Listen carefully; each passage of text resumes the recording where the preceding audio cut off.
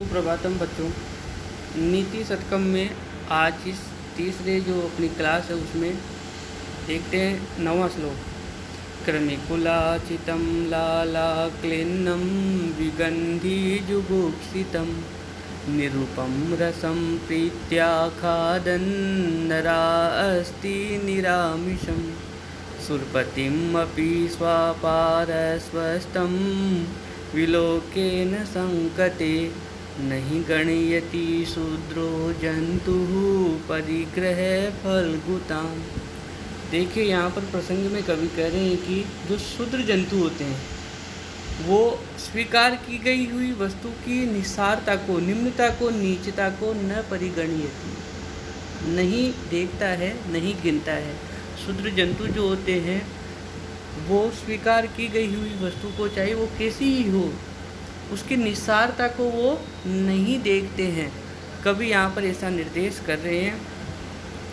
अन्वय देखिए। क्रमिकुलाचितं लालाक्लिन्नं विगंधी जुगुप्सितं निरामिषं नरा अस्ति निरूपम रसम प्रीत्या खादन् स्वापारस्वस्तं सुरपतिमपि विलोकेन संकते।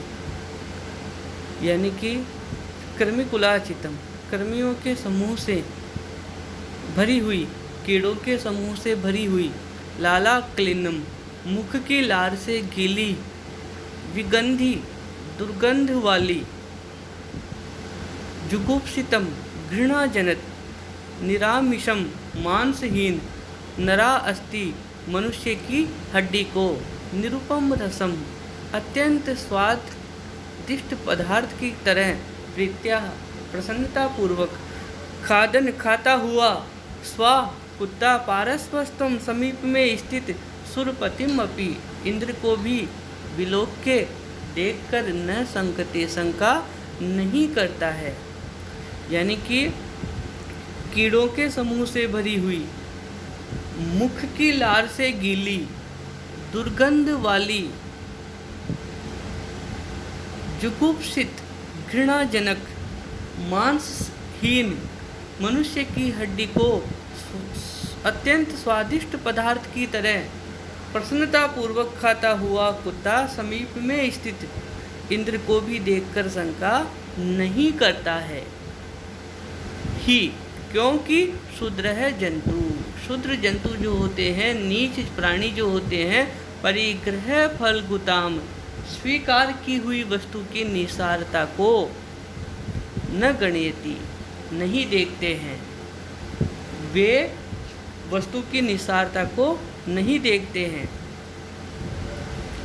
तो हिंदी अर्थ देखिए। कीड़ों से व्याप्त, लार से गीली हुई, दुर्गंधपूर्ण, घृणास्पद और मांस से रहित मानव की हड्डी को बड़े चाव से खाता हुआ कुत्ता समीप में खड़े देवराज इंद्र को भी देखकर शंका नहीं करता है, क्योंकि नीच प्राणी अपनाई गई वस्तु की तुच्छता की जरा भी परवाह नहीं करते हैं। यहाँ पर हरिणी छंद है और अर्थांतर न्यास अलंकार है। तो आगे इसके आगे वाला श्लोक देखिए। सक्यो वारी तुम जले न हुतु। यहाँ पर जो है इस छंद श्लोक में सादुल विक्रीडितम छंद है। देखिए। सक्यो वारयितुं जलेन हुत भुक् क्षत्रेण सूर्यातपो नागेन्द्रो निशतांकुशेन समदो दंडेन गोगर्दभो व्याधि भेषज संग्रहेश्च विविधै मंत्र प्रयोगै विषम सर्वस्योषधम् अस्ति शास्त्रविहितं मूर्खस्य नास्त्यौषधम्। अर्थात मूर्ख व्यक्ति की कोई औषधि नहीं होती है। बड़ा ही अच्छा श्लोक है। प्रसंग में देखिए, कवि यहाँ पर कह रहे हैं कि मूर्खस्य मूर्खताया समनो उपाय नास्ति। मूर्ख की मूर्खता को शांत करने का, मूर्ख की मूर्खता को दूर करने का कोई उपाय नहीं है। हुत भुक जलेन वारी तुम सक्के, अर्थात हुत भुक जो होती है यानी कि अग्नि को जलेन वारी तुम सक्के, पानी के द्वारा बुझाया जा सकता है, रोका जा सकता है। तो अग्नि को पानी के द्वारा रोका जा सकता है, पानी से बुझाया जा सकता है।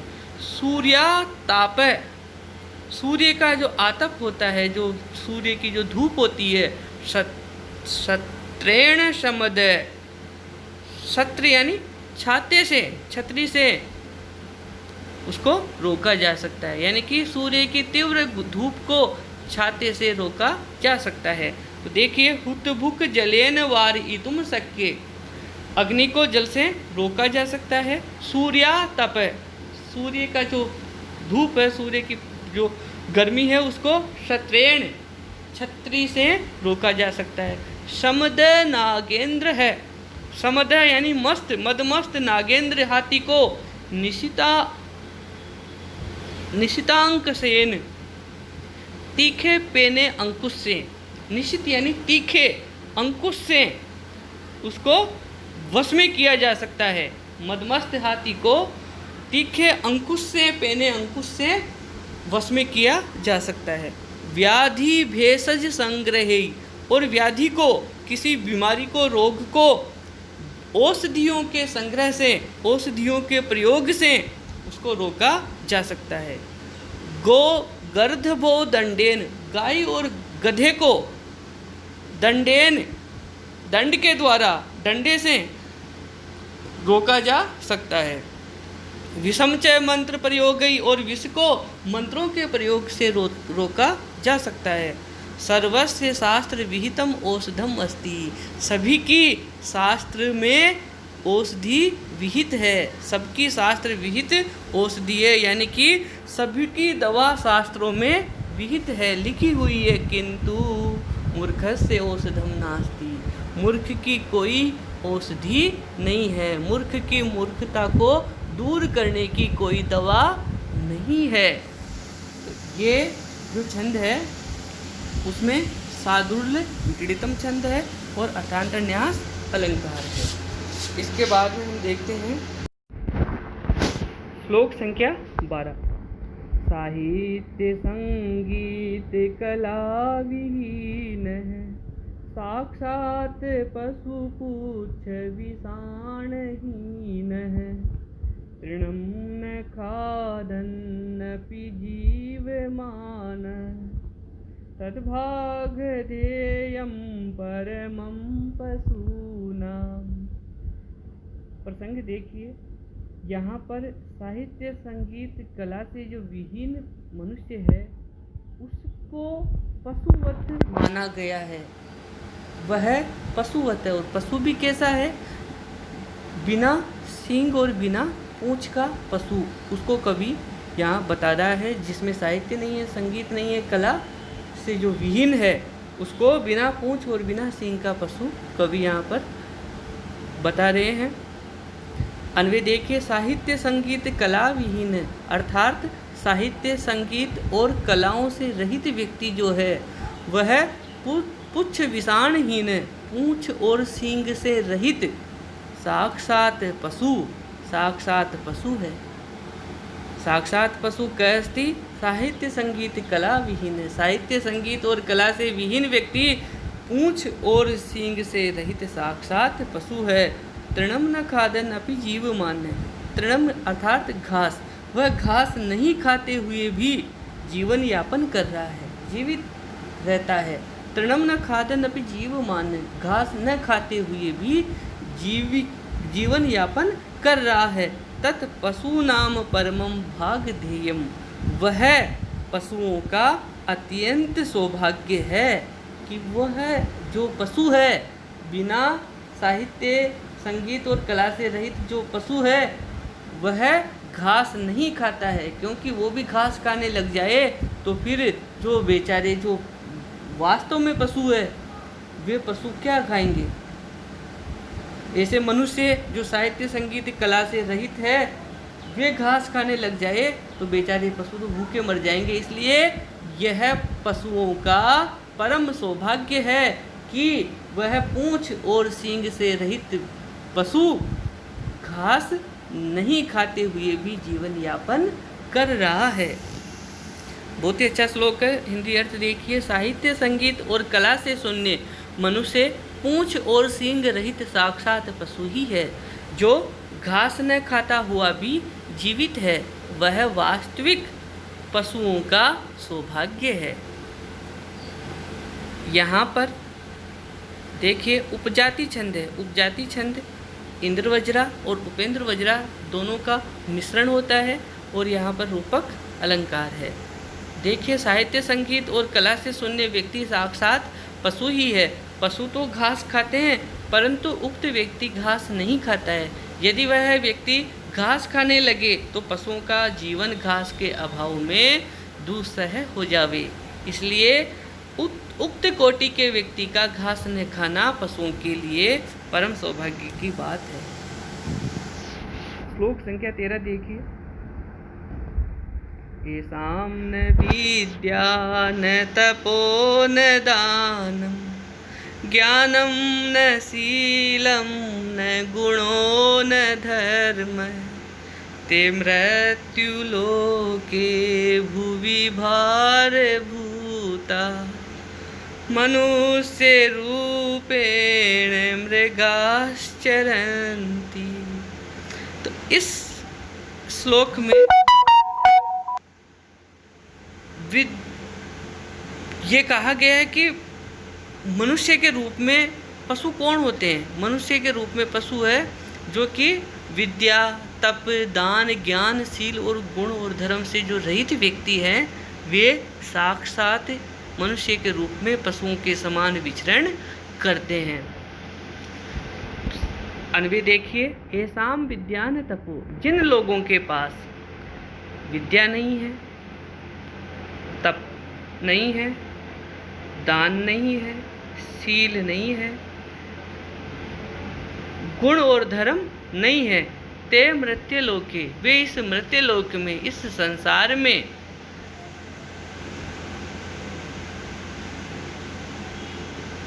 पृथ्वी पर भारभूता, भार के समान, एक बोझ के समान मनुष्य के रूप में पशुओं की तरह विचरण करते हैं। तो भार स्वरूप होते हुए मनुष्य के रूप में पशु बनकर पशुओं की भांति निरर्थक विचरण करते हैं। तो जिन मनुष्य में न तो विद्या है, न तप, न दान, न शील, न गुण एवं न ही धर्म है, वे इस मृत्युलोक में, इस संसार में भार स्वरूप है। ते मृत्युलोके भुवि भारभूता, वे इस संसार में भार स्वरूप है, जो मनुष्य रूप में पशु की भांति निरर्थक विचरण करते रहते हैं। यहाँ पर भी उपजाति छंद है और रूपक अलंकार है। तो विद्या आदि से रहित मनुष्य वस्तुतः मनुष्य होकर भी पशु के समान है। मनुष्य का रूप धारण करने पर भी उसका आचरण पशुओं के तुल्य रहता है। ऐसा व्यक्ति इस पृथ्वी पर भार स्वरूप ही है। श्लोक संख्या 14 देखिए। वरम पर्वत दुर्गेषु भ्रांतम वनचरैः सह न मूर्ख जन संपर्क सुरेंद्र भवनेषु अपि। यहाँ पर कह रहे हैं कि मूर्ख व्यक्ति का संपर्क कभी भी नहीं करना चाहिए। किसी भी स्थिति में मूर्ख व्यक्ति के पास में उसके साथ नहीं रहना चाहिए, उससे संपर्क नहीं करना चाहिए। यहाँ पर कह रहे कि अन्वय में देखिए, वनचरैः सह पर्वत दुर्गेषु भ्रांतम वरम। वनचरैः सह, वन में रहने वाले जो जीव जंतु है, वन में रहने वाले जो वनवासी लोग हैं, उनके साथ पर्वत दुर्गों में, पर्वत और दुर्गों में भ्रांतम वरम, विचरण करना श्रेष्ठ है। वनचरों के साथ में, वन में रहने वाले वनवासी लोगों के साथ पर्वतों में दुर्ग और दुर्गों में घूमना, विचरण करना श्रेष्ठ है। किंतु सुरेंद्र भवनेषु अपि, सुरेंद्र के भवन में यानी इंद्र के भवन में यानी स्वर्ग में, इंद्र लोक में भी मूर्ख व्यक्ति के संपर्क में नहीं रहना चाहिए। तो देखिए, जंगलों में विचरण करने वाले जो वनवासी है, वनचर है, उनके साथ पहाड़ों के दुर्गम स्थानों पर भी, पर्वतों के दुर्गम स्थानों में भी विचरण करना, भटकना भी कहीं अच्छा है, परंतु महामूर्खों के साथ, मूर्ख व्यक्ति के संपर्क में, इंद्र के प्रासादों में भी, इंद्र के महलों में भी रहना अच्छा नहीं है। यहाँ पर अनुष्टुप छंद है और काव्यलिंग अलंकार है। तो अनुष्टुप छंद का ये श्लोक है। अब देखिए, इसके बाद में हम पढ़ रहे हैं श्लोक संख्या 18। इसमें श्लोक संख्या 18 में जो वसंत तिलका छंद है, देखिए, अम्भोजिनी वन विहार विलासमेव हंसस्य हंति नितराम कुपितो विधाता नात्वस्य दुग्ध जल भेद विधौ प्रसिद्धाम वेदध्य कीर्तिम अपहर्तुम असौ समर्थ है। यहाँ पर जो कवि है वो कह रहे हैं कि राजा को विदुषाम तिरस्कारम न कर्तुम शक्नोति। राजा जो है वह विद्वानों का तिरस्कार नहीं कर सकता है, किंतु तेसाम गुणान पृथक कर्तुम नेव समर्थ है। यहाँ पर राजा जो है, कवि कह रहे हैं कि राजा विद्वानों का तिरस्कार तो कर सकता है, किंतु उनके गुणों को पृथक कर्तुम नेव समर्थ है, पृथक करने में, उनसे उनके गुणों को छीनने में समर्थ नहीं है। यह जो सिद्धांत है वो यहाँ पर कवि बता रहा है कि जो विद्वान व्यक्ति है उसका तिरस्कार संभव है, हो सकता है कि उसका तिरस्कार हो जाए, लेकिन उसकी जो विद्वता है उसको उससे कोई भी पृथक नहीं कर सकता। नितराम कुपित विधाता, अत्यंत ही कुपित, अत्यंत क्रोधित विधाता ब्रह्मा हंसस्य, हंस के,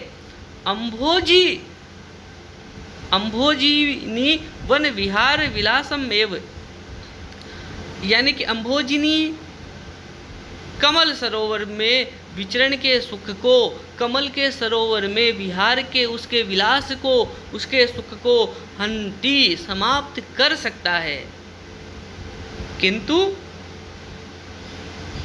असौ अस्य, वह ब्रह्मा हंसस्य, हंस के दूध जल भेद विधौ, दूध और पानी को अलग करने की जो विधि है,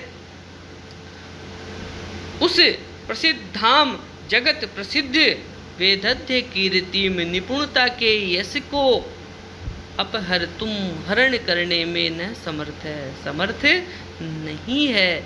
तो दूध और पानी को जो अलग करने की जो विधि है, ये जो निपुणता है, ये हंस में होती है। हंस दूध और पानी को अलग अलग कर सकता है, तो इस निपुणता को स्वयं ब्रह्मा भी दूर करने में, उससे हरण करने में असमर्थ है। तो यदि ब्रह्मा हंस पर अत्यंत क्रुद्ध हो जावे तो वे केवल उसके कमल वन में विचरण करने के सुख को नष्ट कर सकते हैं, किंतु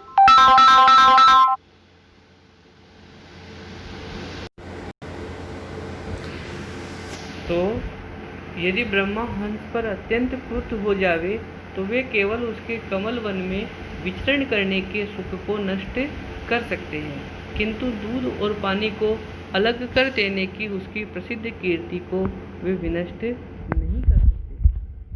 यहाँ पर वसंत तिलका छंद है और प्रस्तुत प्रशंसा अलंकार है। देखिए, ब्रह्मा का वाहन हंस और आसन कमल है। यदि किसी कारणवश ब्रह्मा हंस पर अत्यंत क्रुद्ध हो जावे तो वे उसके कमल वन में विचरण करने के सुख को रोक सकते हैं, अर्थात उस पर स्वच्छंद विहार का प्रतिबंध लगा सकते हैं, क्योंकि वे उनका वाहन है। तो ब्रह्मा का वाहन हंस होने के कारण ब्रह्मा चाहे तो वे उसके स्वच्छंद विचरण पे प्रतिबंध लगा सकते हैं, परंतु वे दूध और पानी को अलग अलग करने के उसके गुण को नष्ट नहीं कर सकते। इसी प्रकार रुष्ट होकर कोई राजा किसी विद्वान के स्वच्छंद विचरण पर प्रतिबंध तो लगा सकता है, परंतु वह उसकी विद्वता की प्रसिद्धि नहीं रोक सकता है। इसके आगे हम अगले वीडियो में पढ़ेंगे। धन्यवाद।